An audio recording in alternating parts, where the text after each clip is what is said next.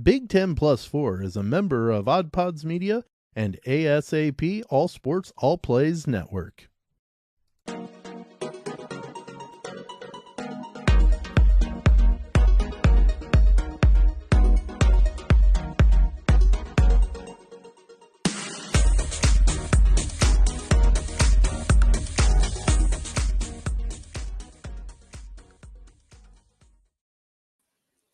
Hello and welcome to Big 10 Plus 4. Sorry, I'm already laughing. Sam Sprunger was acting like he was frozen in time there as we shot open to him if you're listening on audio.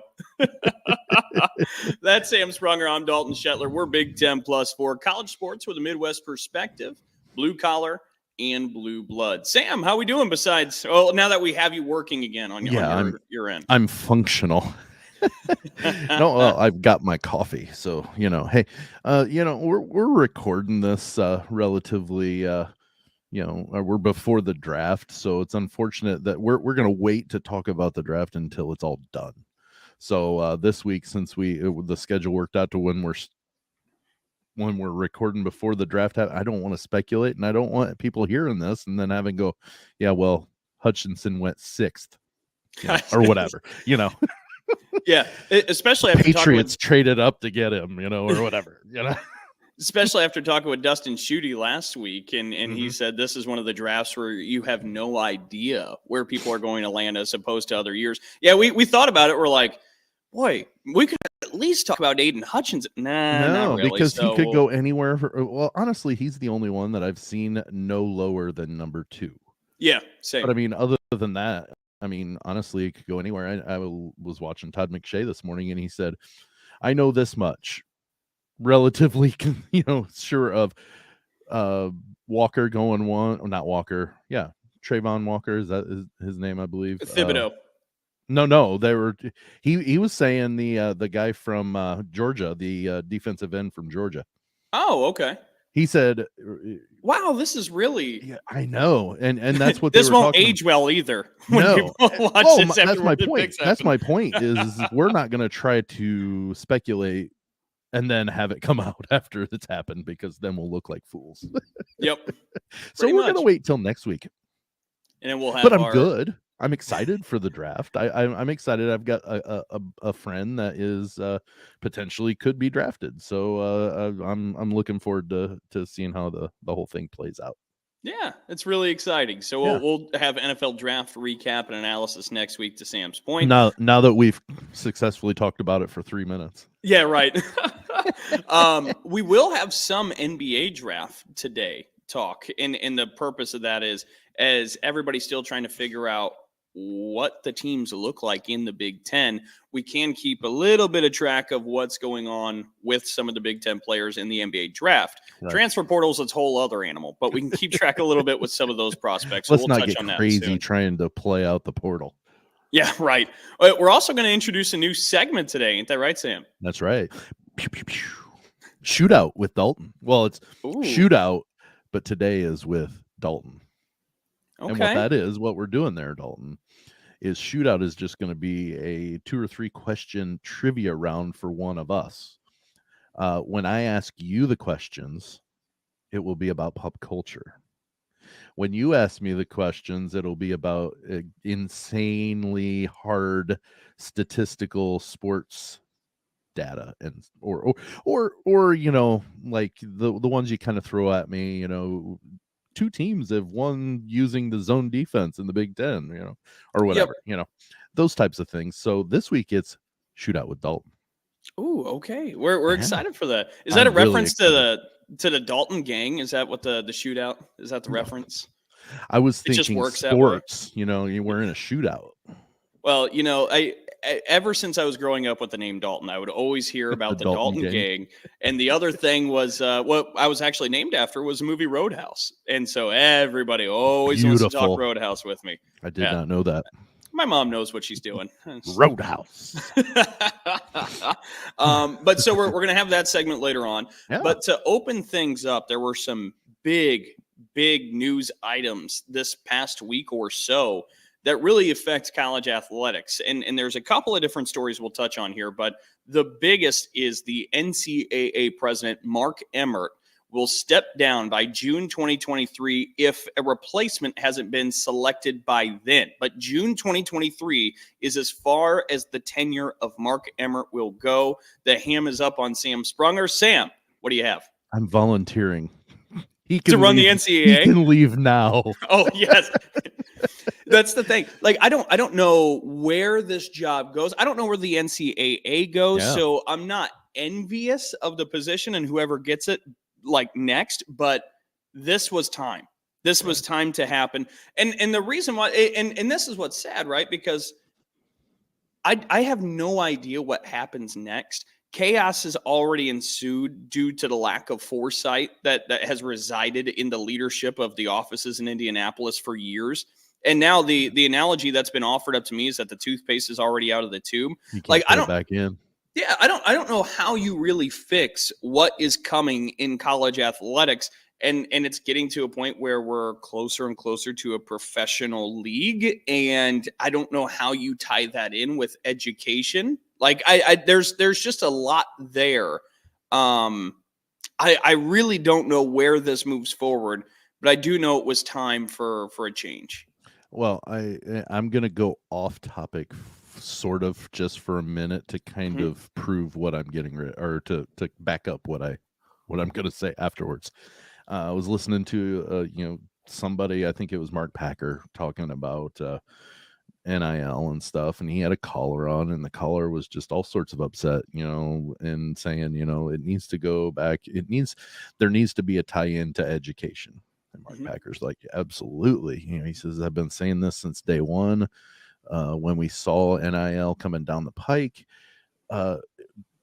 he said, I have no problem, and I've been saying it since day one, linking money from NIL to graduation. It goes into a trust until the day you walk across the stage. If you do it in 3 years, good on you. If you do it in 5, hey, you got, but the second you leave before crossing the stage, all that money goes away, or it stays in a trust until you do. While I don't disagree with that prospect at all, Mark Emmert led the NCAA during a time that he saw this coming down the pike and could have done something about it, and did not sat on his hands instead. Yep. That's why I'm so. Well, and here's the thing too, is that Emmert has taken these problems over the last 3 years and just simply held them in his hands and offered them to the Supreme Court. Help us. We don't know what we're doing. This is your job. It's not the government's job to bail you out and preserve you. This is your job as president of this institution to keep this thing standing, keep this thing afloat. And, like I've talked to some different people who talk about, the student athlete experience and what that gives you in free school, tuition, books, opportunities. It's a second best revenue deal for students next to the GI Bill. Like, it had value. I mean, it did have value. You can make the argument that it should have more value. Like, that's fine if you want to make that argument. And if you want to make the argument based on NIL, you want to have the economic freedom to make money from your name, your image, your likeness. I can hear that out. That's capitalism. That's a free market. Right. Like, I'm totally on board with where you're going there. But now where we're at is a situation where we've just wanted some upheaval, and we have so many carts in front of the horse that we can't really turn this thing back around, because now, instead of just NIL and the economic freedom to make money from your name, image, and likeness, what we're seeing in the last week is Nigel Pack, who is a player for Kansas State, commits to Miami hand in hand instantaneously. Florida. Yes. Instantaneously, LifeWallet, a company, announces an $800,000 deal with a car for Nigel Pack to be there for 2 years. That's not NIL. That's not economic freedom. That's strictly pay for play. And without any kind of leadership, any kind of structure, this is where we found ourselves in this mess. Dalton, come on. They made that phone call as soon as he announced. You know that they did that on the up and up. There was no under the table talking early before. There was no, hey, if you come to Miami, we'll give you this sweet deal. There was none of that. There are so many rules in play. Oh, yeah. Yeah, that's right. Yeah. I'm telling you, I will lose. I have lost none, and I will continue to lose none sleep. Yes, that was great grammar, right? None sleep over Mark Emmert announcing he's retired or leaving, and I will spearhead the committee to find somebody if they want, because he needs to go quickly. I get it. And here's the thing too. I want people to understand what I'm saying. I'm not upset necessarily that student athletes are getting money. If a company wants to pay a student athlete, I mean, I can get behind that concept, that idea. What I can't get behind is all the other leagues of competition. Competition is designed to have a balanced structure that has ebbs and flows that keeps things competitive, balance. You go to the NFL, there are salary caps, there are different rules and how you can proceed about these different things financially. In college, we don't have a single rule like that that's setting up for no kind of competitive balance. Like, that's my issue. It's not necessarily even like pay for play right now. I'm not with it, but I could at least understand it more if we had some kind of guidelines to help usher this in, to help somewhat keep this structure, because what we're seeing right now is ludicrous. Well, and if I was under 18, so my oldest son, he, let's say, becomes, well, my oldest living at home, not Gavin. He's out of the house, but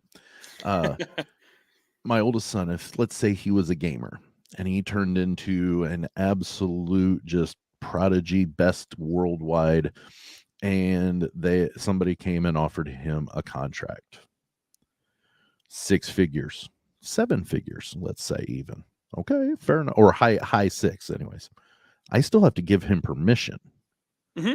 So I wouldn't have an issue with that, but I would also say you're not getting all this money. There's a reason why these kids are kids. They're kids. Make as much money as you want. I'm not taking that away. Even 18 years old, you're technically an adult, but you're kids still. You haven't lived in the world yet. Make all the money you want. You can have a living wage or a living, bring home or use a living wage's worth of money from that money you're making. The rest goes into trust until you graduate. Because guess what? If you graduate, you've got a lot of money potentially. And what or you're leaving early, and making a lot of money already to go pro. Right. And what I'm noticing here with this conversation is I'm really taking the angle of how things work from a governing standpoint.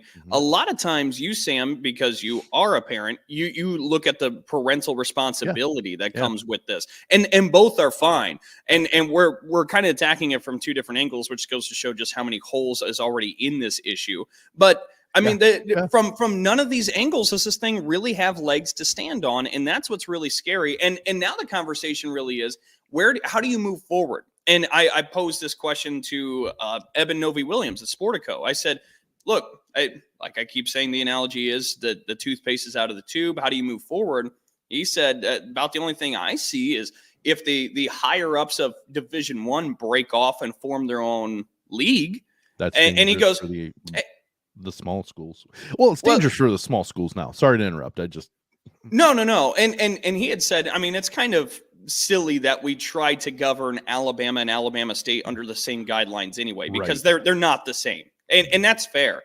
But I'm still not sure if that even solves it. And he wasn't giving a foolproof plan. He didn't have this thing laid out. But that was maybe his best theory of how we can move forward. And if we're talking about fundamental change and a fundamental break being your best case scenario, that goes to show the dire situation college athletics is in right now. I said it maybe 3 weeks ago, Dalton. Really, honestly, it's going to be the minor leagues to the pro sports leagues very, very soon, because they're going to be full-fledged paid and not even student athletes anymore. And you know what? That it doesn't even bother me.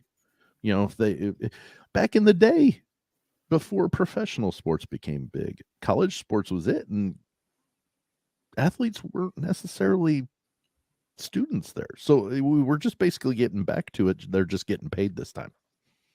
And my thing is too, if you turn this into a minor league, kind of like what you're talking about, I mean, what's the point of having the schools tied to it? Why don't you just randomize team names and just forget the schools, which really hurts, the school pride, the nostalgia, and the reason we really love college athletics. But I mean, it's not college athletics that we knew at one point in time. And now there's you could have the Columbus Buckeyes. Yeah, there you go. The Ann Arbor Wolverines. I actually kind of like this idea now. The East Lansing Spartans. Yeah, West Lafayette Boilermakers. West Lafayette all kind of works. Can we do this with all the Big Ten teams? Bloomington Hoosiers. Minneapolis Gophers. I like that one. It works. Yeah, I think this works. The Madison Badgers. That one's a little rougher. Iowa City Hawkeyes. Evanston Wildcats. The Lincoln Huskers. Ooh. That's a good one too. But now there's a proposition that has been passed, I heard. Now I still need to dive into this bill and this legislation a little bit, but out in California, it's passed the first round, is my understanding, that there's a proposal that if your sport makes more than it costs to operate it. So in California, take USC. Football makes a lot more money than it takes to operate it. The proposal is 50% of the money that's profit goes right to those student athletes, those players. So how many sports are going to have to fold with that? That's exactly right. You would wipe out, because softball, sometimes volleyball, sometimes golf, sides, track, men, cross, women, rowing. Like, we can go up wrestling, field hockey. I mean, you can go up and down. Swimming and diving. Do those student athletes just not matter anymore? Because like you're essentially saying, look, we can give some of the people who put this work in, and we think they deserve some more money, and then we're just going to take work away from others. We just don't want to give them those opportunities anymore because it's not self-sustainable. But that never was the point of college athletics. It wasn't supposed to be about this money trade. It was about the opportunities, the experience. Sure, it capitalized, and there's a lot of money in the game. But like the idea now, it's not an evil operation. Like it's built to provide experiences and opportunities for student athletes, and we're throwing it away like it's nothing. We've completely lost sight of the value of that. The damage, excuse me, the damage that would do, Dalton, to schools. It'd be the end. And any sport eliminated on one side, men's or women's, one on the men's or the other side has to be eliminated. So you're essentially eliminating double the sports because of it, because of forced revenue. And here's the thing. Yes, they're producing a lot of money, but they also are now given the opportunity to go cash in on their name, image, and likeness. So therefore they can say, I am so-and-so, a wide receiver at Southern Cal. Oh, well, that brings some clout because you are Trojan, that can get you some name, image, and likeness money. That money coming in from the football teams is, like you said, supporting softball. Yep. It's supporting, if men's rugby or, whatever sports they play at those schools that aren't money, or they don't have money coming in. I mean, most baseball teams don't bring in money at the college level. They literally just, most colleges, you can get tickets for almost free, if not free. Yeah. They just want butts and seats. Yep. And that's great. And I love that, because I love being able to drive into a relatively major college and watch some baseball. Yep. For a very cheap amount of money, if not free. Those are gone. They're gone. Yep. If you force that. And while you there may be more to it, but just on its face or on its top level, that's what it seems like to me. And when you bang the drum of player empowerment, and we're all for the players, like, you get so carried away, like in this circumstance, where you forget about all these players. Like these universities have probably about 20 different athletic programs, And the ones that are self-sustainable, that make more than it takes to operate: football, men's basketball, women's basketball in some places probably about breaks even. Some places maybe you get a small profit. Like, you know what I mean? You're kind of, it's kind of splitting hairs, but that's just about it. Well, let's be honest, Dalton. If you've got a football program, that's probably in most NCAA divisions, period, all divisions. If you've got a football program, that's probably the only one that's making money. Probably, like you said, you've got outliers, but like I don't know that Northwestern's bringing in more money on basketball to make money, be considered making money, or Rutgers in order to make money, or whatever. I don't know. Sorry, not to. No, you're fine. Just for clarification, because they're part of the Big Ten Conference, that TV revenue they get with the Big Ten Network, everybody in the Big Ten is profiting. Correct. I'm just talking about their. I know because they're part of the Big Ten, but I'm talking about just what they bring in revenue-wise other than TV money. Gotcha.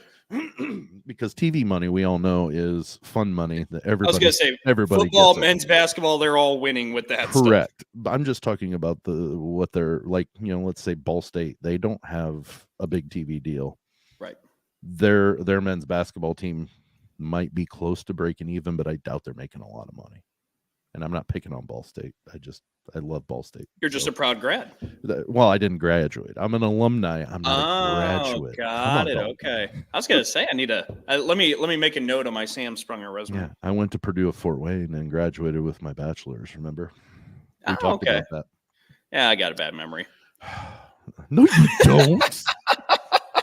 You're a liar. Look, I do, except for like we're talking about the shootout with Dalton stuff. When it comes to sports box scores, I can still recall individual numbers. Like, we went to Nashville this past weekend. We were driving by the KFC Yum Center in Louisville, and funniest name for an arena ever. Well, and there's the KFC Yum Center, and there's also the Yum Center, right? The Yum Center is the practice facility. KFC Yum Center is the main arena. Where they play the game. And my uncle had asked me, he's like, have you ever been there? And I'm like, yeah, we were there in November of 2018. We ended up losing, but Kenny Goins had 17 rebounds on 0 points. Just shook his head he's like, oh my God, why did I ask? What he should have done is just tell me about that place. Just right.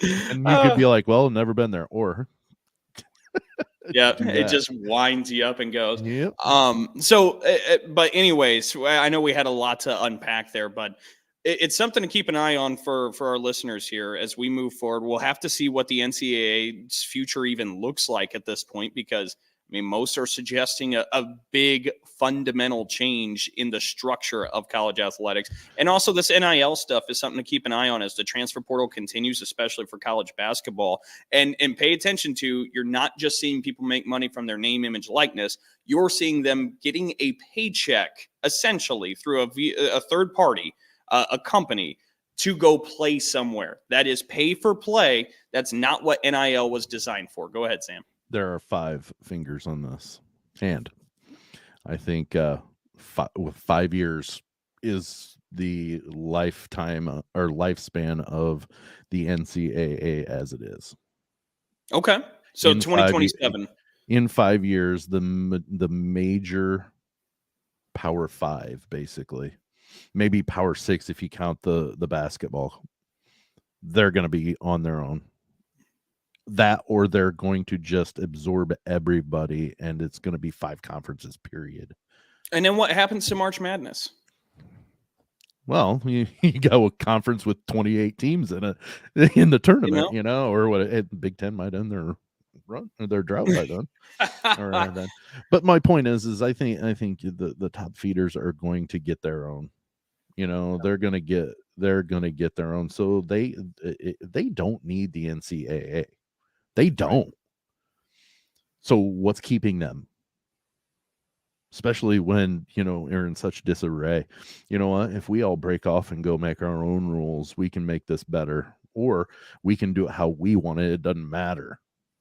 And I just think that within 5 years, by the time my oldest at home is ready to go to college, I don't know that there will be an NCAA as we see it now. Which is, it's sad. It's sad to think about, but this is kind of where we're at right now. Yeah. All right, long first quarter. Let's move on to the second. I told you that we would go 20 minutes with business. Yep, you're absolutely right. Yep. 25. Look at that. Well, the first 3.5 were us just chit-chatting about other stuff. So, but good solid 22 on NCAA stuff. Let's real quick move over to the NBA draft and what we kind of know about some of the Big Ten players. If you are joining us late, we talked about that we recorded this a day before you're seeing it, so we're not hitting on the NFL draft.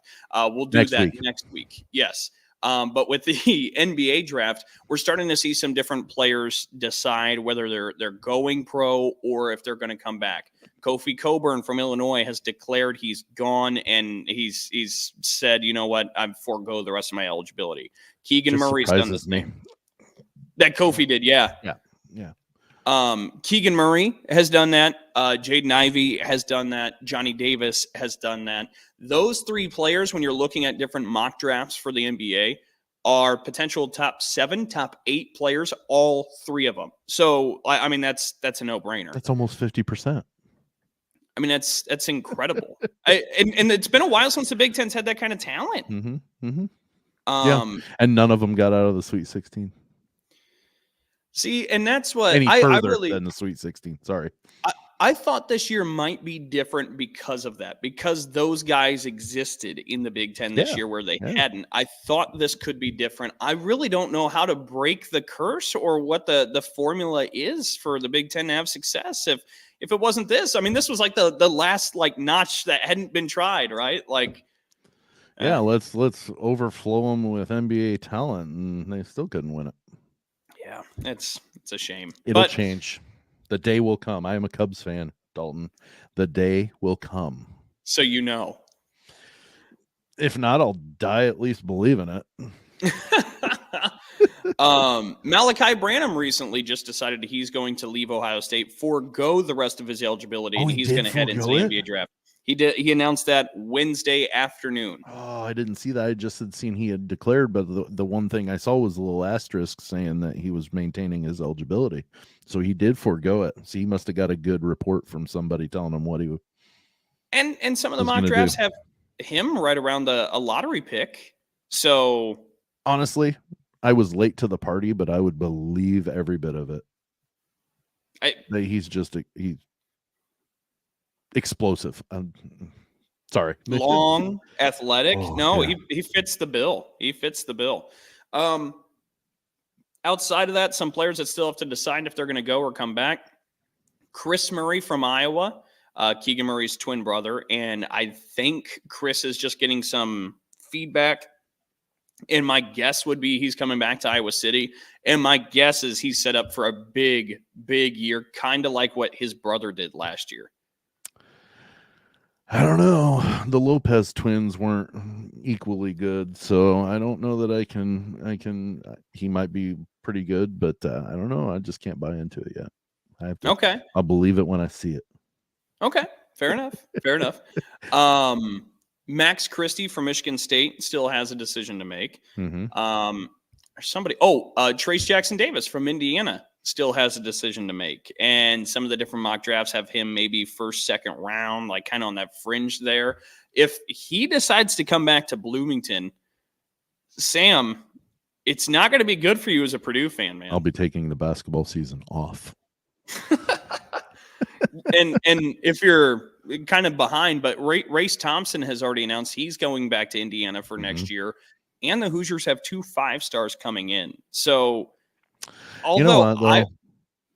Archie Miller had a lot of talent too. I'm not saying that Mike Woodson is exactly the same, but I'll believe it when it happens. But you say that, at least last year gave you something though. They made the NCAA tournament. Archie Miller never made the NCAA tournament, so there was reason to be doubtful of Archie. He never proved anything to you. I am not arguing that, Dalton. I am a Purdue fan, so therefore I'll believe it when it happens. I am not willing to accept that they're going to be good until they're good. Let's talk about your Purdue Boilermakers for a moment, because Zach Edey's decided he's returning. Yes, it was triumphant. Purdue looked amazing once again with just the beanstalks. I was gonna say, didn't Matt Painter get another 7-footer? 7'1" guy. I can't keep track. I think he's from the Netherlands. Yeah. I can't remember his name off the top of my head. So they have a scout that's just turning stones over everywhere around the globe. And I want to know what stones they're finding, because there's a lot of tall people underneath them bad boys. Boulders. Yeah. But so now you have 2 7-footers on this roster. Somebody who's 7'4", somebody who's 7'1". You still have Caleb First, who's a tall, big man that can help stretch the floor. You bring in Fletcher Lawyer. He's a tall forward. He's not a tall big man anymore. Yeah, right. Like that's crazy how everything's evolved. Right. But Purdue's backcourt is the question mark right now, because all the guards that were there have transferred out or graduated, whatever. Purdue's going to be just unstoppable on the inside, but we have no idea who's going to shoot the ball or be a ball handler for the Boilermakers right now. That's just me remembering last season about how we had all sorts of scoring power, and I don't know. I really don't. I'm not scared. I'm just kind of worried about, that this talent that they've got in the front court might be wasted some with not having a proven backcourt. And Matt Painter is great at what he does, so I'm not going to think that he's not going to have something to play in the front court. But yeah, I worry that we struggled in the front, or the Boilermakers struggled in the front court or the back court last year anyway, minus Jaden Ivey, because, but he was asked to do like 3 different positions whenever he was on the court. It was a struggle anyways. So to me, it's finding who's going to score, not necessarily. I mean, I want somebody to distribute, but let's get the scoring. Nope, I get that. And that's why the portal is going to be big to watch for Purdue moving forward. And Michigan State has a similar problem, but reversed. With the Spartans getting Joey Hauser back, that helps beef up that front court a little bit. But I mean, Joey Hauser's a stretch 4 for you. He's not a 5. And with Julius Marble transferring out, you now have a Michigan State front court that looks like Joey Hauser, who we just mentioned is a stretch 4, great player, stretch 4. Malik Hall, kind of the same deal, really kind of a stretch 4. You have Madi Sissoko on the inside, who's a 5, but he's still rather raw in developing. Physically, he's been ready since before he even got on campus, but still trying to put pieces together. He picked up the game late, and he's just still trying to develop. So how frustrating is that when somebody picks up the game late and they're 75 times better than you are? Oh, yeah. Watching Hashim Thabit play basketball was just like, it just shows if I was born 7 foot tall, what I could have been. You'd have been a number 2 pick. Yeah, would have been great. Instead, here we are. Hey. Yeah. Not that I don't love doing the shows. Okay. You make me feel better now. If I was a number 2 pick, I'd still be doing the show, Sam. So, well, if you were like the beat, you would be. Yeah, right. Yeah, fair. Yeah. And then Jackson Kohler comes in for Michigan State, and this is a freshman who's about 6'9", somewhere in there, 250. Another nice big man, got great footwork. But again, when you think about Purdue, and we just lined out that front court, you don't really have anybody that can guard Zach Edey or anything like that. That's a big concern. So we'll see if Michigan State's able to kind of patch that hole up moving forward. Obviously, Purdue's payroll wasn't big enough to get Pack. Yeah, no kidding. Purdue was interested in him, but yeah, they were one of the 6 finalists for him, and they didn't pony up enough cash, evidently. You got companies in West Lafayette that could pay that out. Still, this reminds me, wholeheartedly reminds me of Blue Chips, the movie Blue Chips, like what it's gonna take to get my son, or whatever. Come on. Anyways, it's the day of free agency in the NCAA, but in college. That's kind of a look at what's going on with some of the Big Ten prospects, who's going, who's leaving, what we know at this point, and we'll definitely be keeping an eye, because now once we start to figure that out, and by the way, the players that have declared but are maintaining their eligibility have until June 1st to decide if they are coming back a month, or if they're going. Yes, and so we'll keep an eye on that, and of course the transfer portal's going to be its own monster to keep an eye on as well as we move forward. But let's go ahead and hit the halftime break. You are listening to Big Ten Plus 4, hosted on Anchor and StreamYard. Hi, I'm Tina Jaramillo. And I'm Hillary Doherty. And we host the Muck podcast, where we discuss the dark and sometimes weird true stories in American politics. Hey, Tina, did you know that Elvis crashed the Nixon White House for the sole purpose of getting a DEA badge, and it worked? What?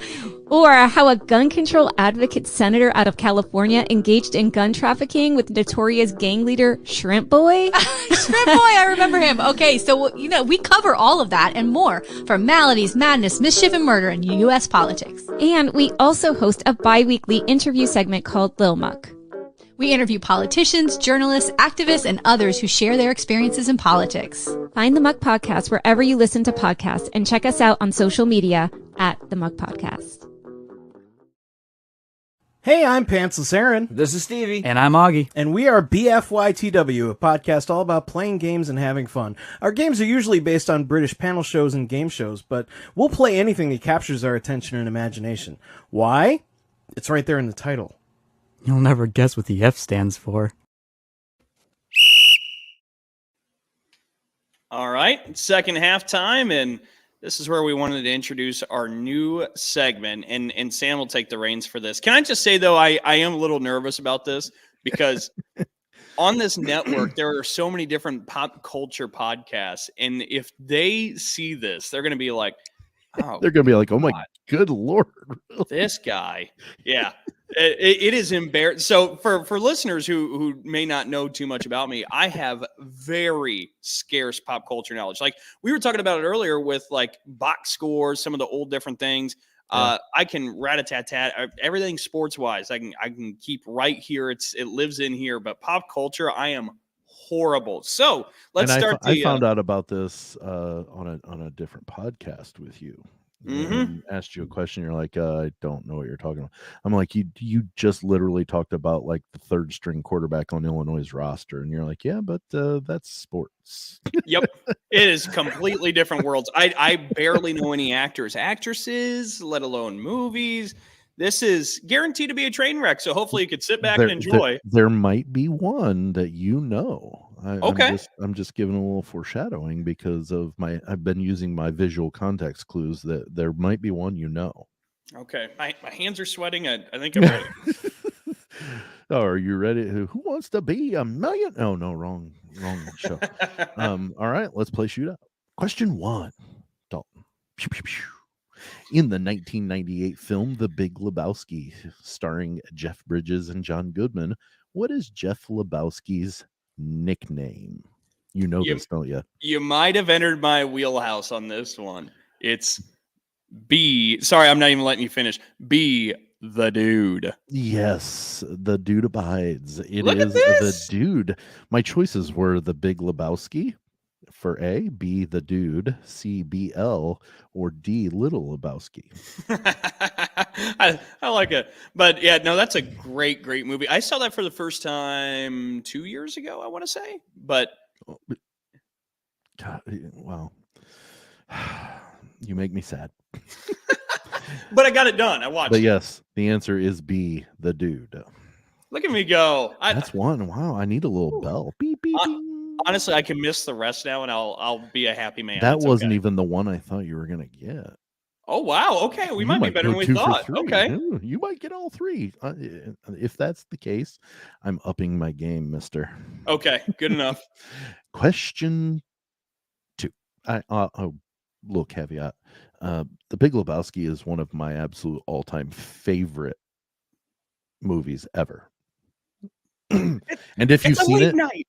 Yeah. Obviously, you're not a golfer. It is one of my favorite when he's holding the bowling ball in his hand. What is this? Obviously, you're not a golfer. Where's my money? It's down there somewhere. I need to take another look. Anyways, okay, I could go on all day with that. Question 2. Let's see if you can go 2 for 2. Maybe this is a 3-hit day for you, Dalton. Maybe. I'd feel pretty good, to be honest. Let's see. In episode 26 of season 5 of The Office US, what does Kevin stay up all night cooking or baking before spilling or dropping it on the floor before anyone could enjoy it? Is it the world famous chili recipe, grandma's oatmeal raisin cookies, award-winning blueberry muffins, or secret family lasagna recipe? That was my visual context clue. Was your world's best boss mug. What you may not know is The Office is my all-time favorite show. As little as I know about pop culture, I've seen The Office through 8 times now.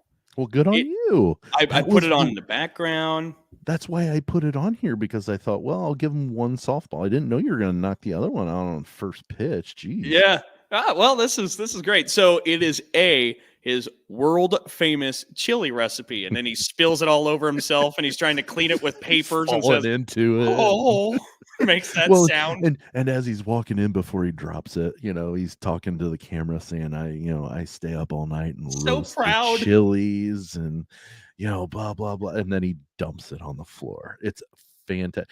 We can talk about this with the poll question, but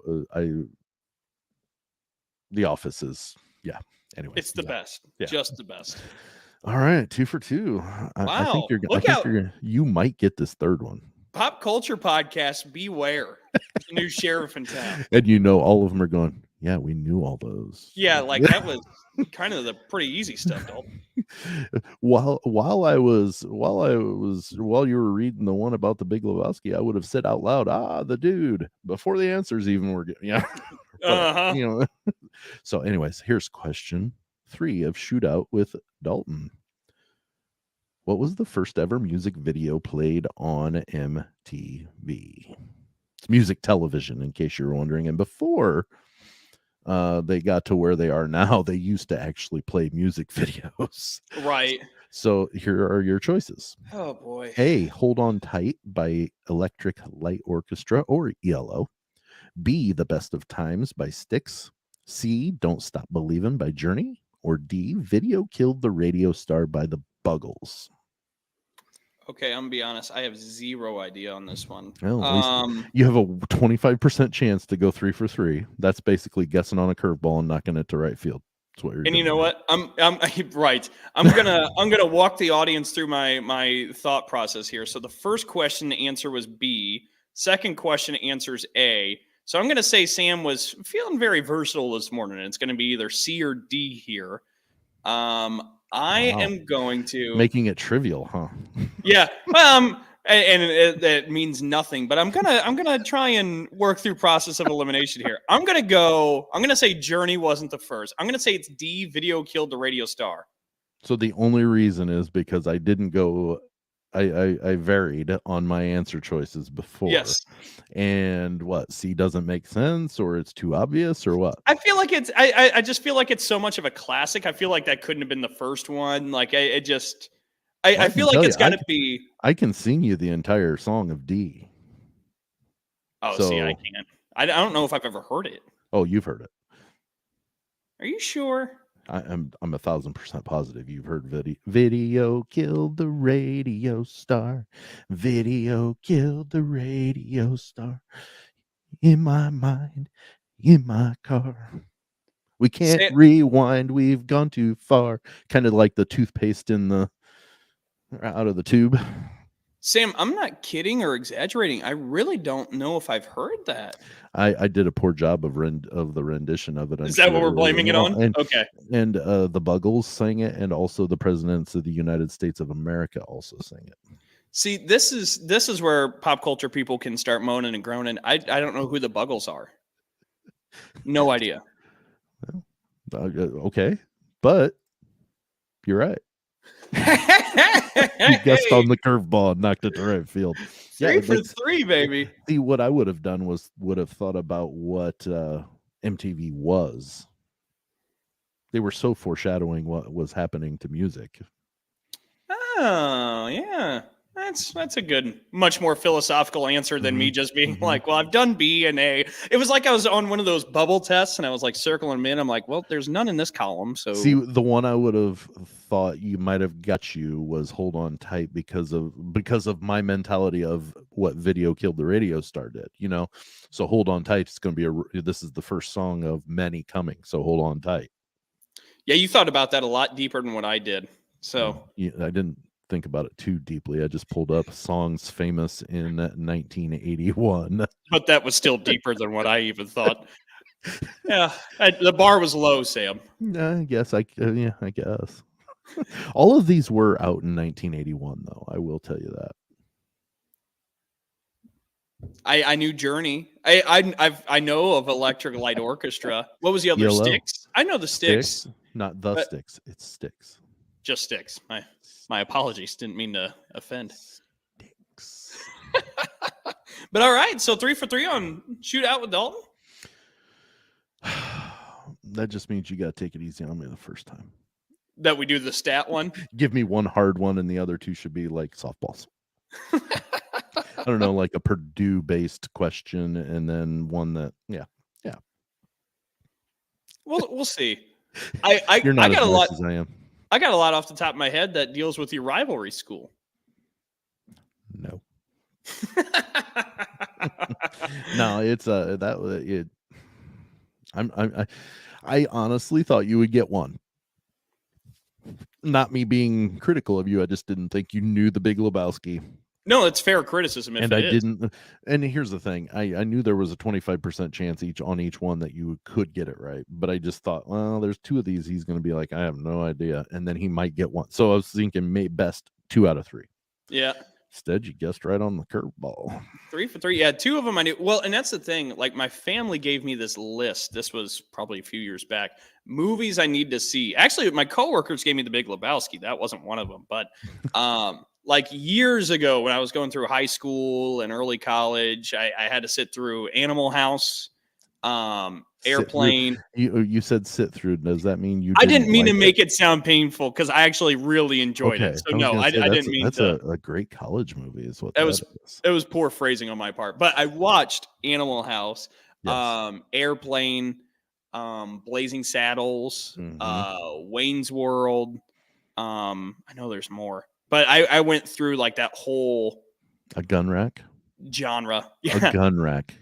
I don't even own a gun, let alone many guns to necessitate an entire rack. What am I going to do with a gun rack? One day, you're going to lose me, Wayne. I already lost you. We broke up. Get the net. I love that. Oh, you'll be mine. Oh, yeah. We'll be mine. Yes, she will be mine.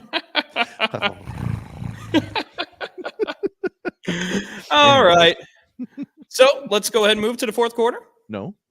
Oh, you got more. Okay. We got a poll question, Dalton. Come on. Okay. Man. Where have you been? What is this? What comedy is the best? It's just it. What TV comedy is the best? Okay. I have 4 options for you, and I'm going to explain these 4 options because one of them doesn't seem right. I don't think. Okay, go ahead. Here are the options. And if you don't see your option, obviously, comment below. But we've got The Office US, Seinfeld, Scrubs, and Coach. You know Coach? I do know Coach, actually. My parents made me watch that one. It's a sports-based sitcom. Yeah. So therefore, it was in my wheelhouse while I was growing up. You watched it on DVD, I'm positive, or on rerun syndication somewhere. I watched it every week as it came out. And there was no DVR. If I wanted to record it, I had to put a VCR tape in and time it or start it at the beginning and leave. Or I sit there and go, okay, it's an hour and a half away from airing. So if I'm leaving in 45 minutes, I'll just start it right then and record TV up to that point until the tape runs out, or whatever. Such a different day and age, isn't it? You don't know that. Well, you might. You're still at the. You just don't know the fear of you getting a snack in the kitchen and you hear the show coming back on TV. Oh, you sprint and jump over the couch getting back. Yeah, I was a kid for those days, but yes. You were much more spry. Yeah, I was able to leap over. But So okay. Those are the four options, Dalton. So I know where I go. I'm going with A. I loved The Office for so many different reasons. I feel like you might catch a little heat here, Sam, for leaving out Friends. I feel like there might be a fans contingency. Here's the thing. These are 4 of my top 5. Okay. So I don't care if you're upset with me about not putting Friends in here because it's not one of my favorites. What's your 5th? Well, this is 1, 3, 4, and 5 in my list. What's number 2? Number 2 is Community. Well, I'm sorry. On this list, there's 1, 2, 4, and 5. 3 is Community. Is that the one? Community. And help actually, explain Community. Community is the one that had Donald Glover in it, and they were at a community college. Had Chevy Chase in it for a while. Joe McHale. Very underrated show. It was really, really good. And honestly, I have kind of a top 6 in my top 5 because Parks and Rec is another one that is absolutely phenomenal. Shawnee. Yeah. Pawnee, Indiana. Pawnee, thank you. Not Shawnee. Pawnee. Yeah, I gotta get it right. But it is very underrated as well. At least I didn't hear the accolades about it, but I didn't watch it when it was on. I watched it after in rerun, and my wife watched it from the get-go, and I watched it a few, but I didn't really start watching it. And then all of a sudden I'm like, oh my gosh, this is great. Ron Swanson is the greatest character of all television. That's who I aspire to be, is Ron Swanson. Yeah. Well, meet your meat. That was my favorite. He brings a live pig to a barbecue. Yeah, it's time to meet your meat. This is Tom the pig. Just the best. But Scrubs is my all-time favorite. Okay. All time. And then The Office. Then I would say those 2 I gave you would probably be my 3. I know that's I know I dropped those 2 because those are in a close tie with one another, and then I've got Seinfeld and then Coach. Okay. Well, everybody vote. Let us know on social media. If you media. disagree, that's fine. Don't call me stupid. Just put your comments or put your choice in the comments. That's fine. Well, we're trying to rally our troops too. Team Office. Let's get it together. Let's win this poll. I will not be upset with any of these winning. I may go in and vote for Coach just because nobody else will. I love it. That show is the reason why I love Basset Hounds, and it's the reason why I started getting Basset Hounds as dogs, and I named my first one after the Basset Hound on Coach. No kidding. Yep. Well, I had excuse me, I wanted to get a Basset Hound. I always loved Flash from the Dukes of Hazzard, but I didn't realize that she was a Basset Hound. Well, then I saw Quincy on Coach, and absolutely, it was like I'm getting a Basset Hound. And then I realized that Flash was a Basset Hound as well, so I just said, if I get a boy, it'll be Quincy. If I get a girl, it'll be Flash. And that's why Quincy was my most favorite dog ever. That's pretty cool. Yeah. So, and I loved the football aspect, even though it wasn't a football show necessarily. But the hints of it around. It's kind of like For Love of the Game with Kevin Costner. Some people are like, oh, that's a great baseball movie. It's not a baseball movie. It's a movie, a love story of life, and a life story that is based in a baseball game. Right. There's a difference. Fair enough. Come on. All right. With that, we'll move to the fourth quarter. I guess. Well, maybe. There it is. Bueller. Yeah. See, that was another one on the list. Ferris Bueller's Day Off. That's a must. Especially for a Chicago fan like yourself. Yeah. This is the part of the show where we bring our own headlines to the table. And as usual, we'll start off with Sam Sprunger and the Sam Sentinel.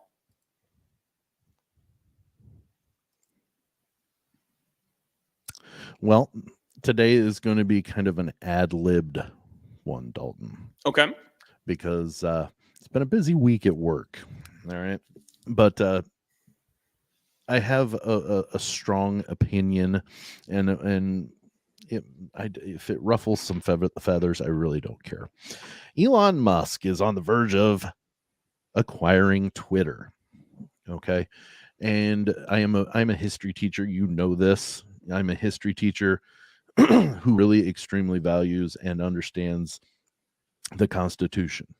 I'm so glad that it takes a ton to amend it because it allows cooler heads to prevail, which there's a reason why there are 5 things in the First Amendment that say, or that give rights to us. They're the most important. Okay. One being, and the first of those 5 being free speech. And whatever your opinions are, we should not be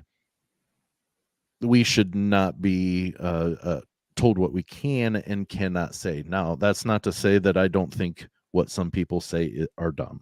You know, people say a lot of stupid stuff. You're free to say what you want as long as you don't incite any violence, meaning what you say causes somebody to go out and break a law or hurt somebody.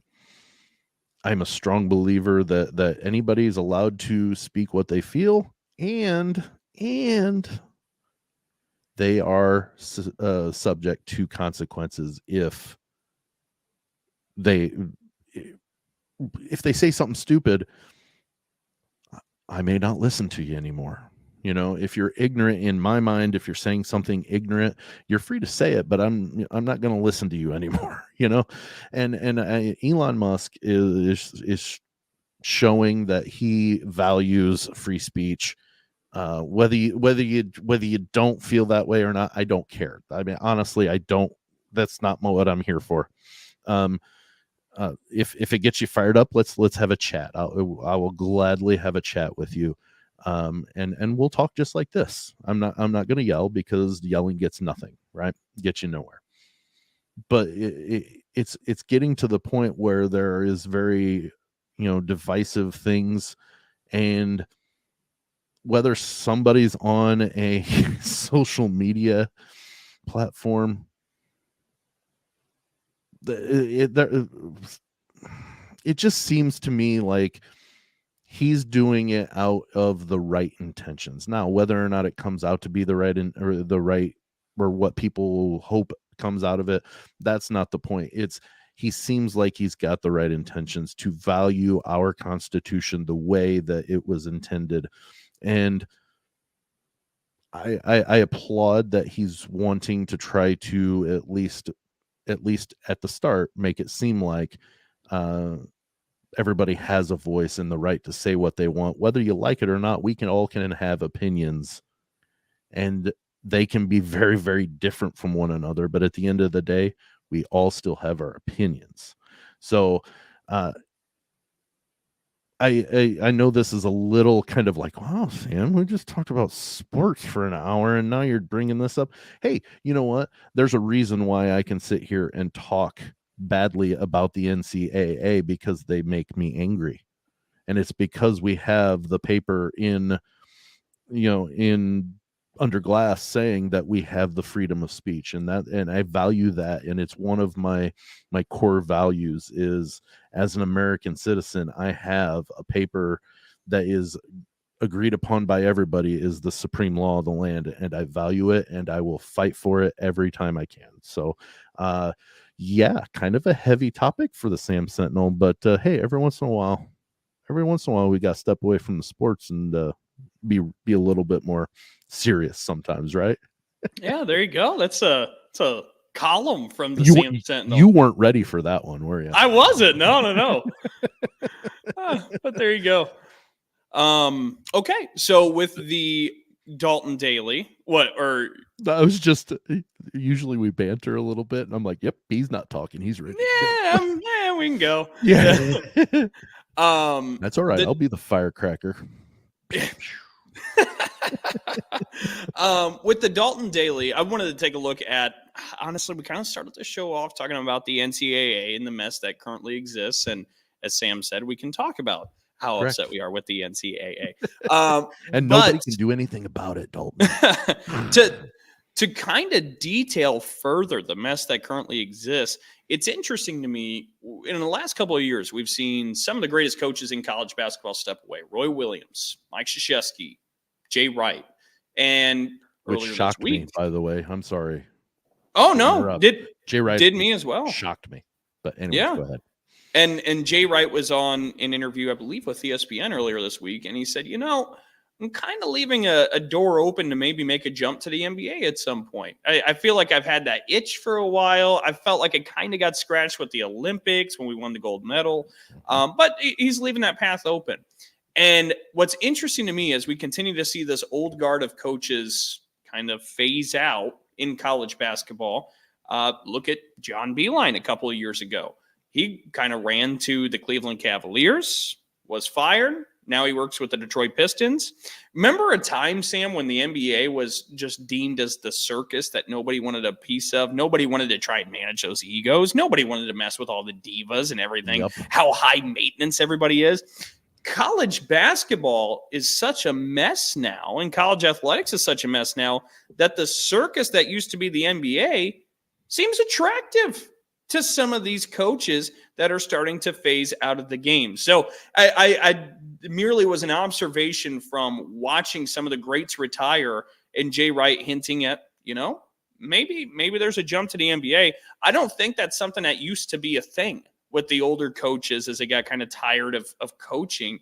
This seems like a lot of it is a lot of the issues of today driving and causing chaos that drives some of the best coaches that our game has out because it's not worth the headache anymore.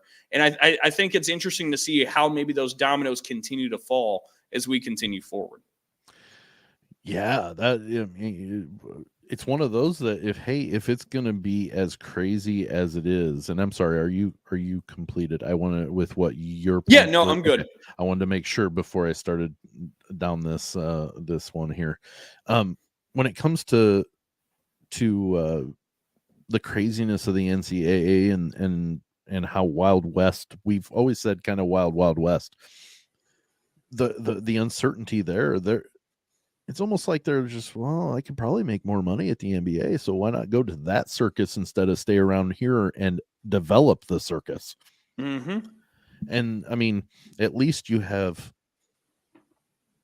guys that are a little bit more grown up, I mean, instead of having 17 and 18-year-olds coming in who are making millions and already even worse in control, And there are rules.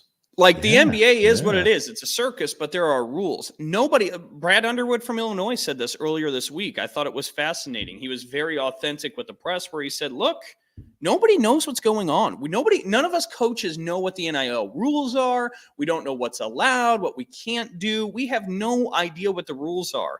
It's a problem when the leaders of institutions have no idea what is going on, what their boundaries are, and that's where we find ourselves right now. And it doesn't seem like they're just blowing smoke. Like they literally look clueless on we don't know what's going on. We have no idea. We don't know what's allowed to do. We know NIL's a thing. We know we need to develop our own packages. We know they can make money, but we don't know how. Right. What's allowed and what's not. So all the schools are starting up their own NIL packages to show maybe what they can possibly do for you, but also schools aren't supposed to be the ones that are contracting deals. So it's this very murky gray area and nobody knows how to operate it in. And some schools just say, okay, you know what? Come out of the transfer portal to us and we'll give you $800,000 in a car. What? Who would you rather have brokering NIL deals?